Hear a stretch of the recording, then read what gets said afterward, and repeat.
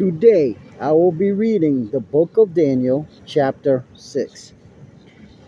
It pleased Darius to set over the kingdom 120 satraps, to be throughout the whole kingdom, and over them 3 high officials, of whom Daniel was one, to whom these satraps should give accounts, so that the king might suffer no loss. Then this Daniel became distinguished above all and other high officials and satraps, because an excellent spirit was in him. And the king planned to set him over the high kingdom. Then the high officials and the satraps sought to find a ground for complaint against Daniel with regard to the kingdom, but they could find no ground for complaint or any fault, because he was faithful. With no error or fault was found in him. Then these men said, "We shall not find any ground for complaint against this Daniel, unless we find it in the connection with the law of his God." Then these high officials and satraps came by agreement to the king and said to him, "O King Darius, live forever.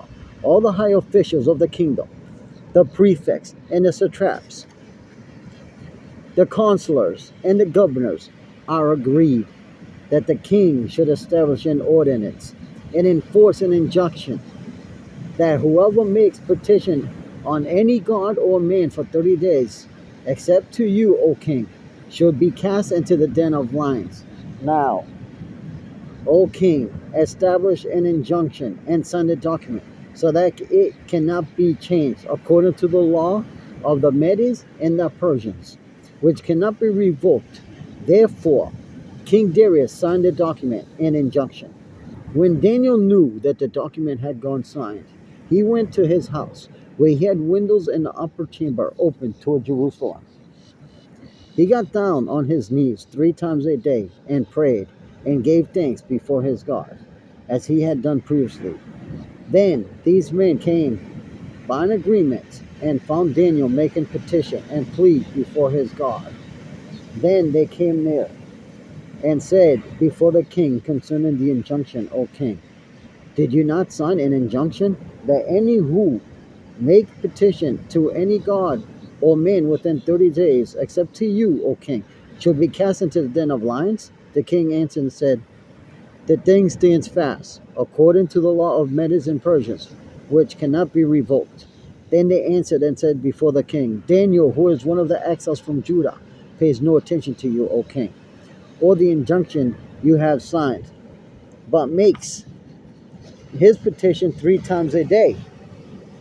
Then the king, when he heard these words, was much distressed, and set his mind to deliver Daniel.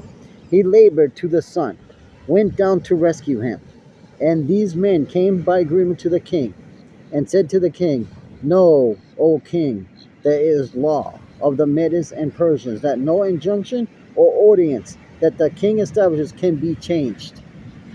Then the king commanded, and Daniel was brought and cast into the den of lions. The king declared to Daniel, "May your God, whom you serve continually, deliver you."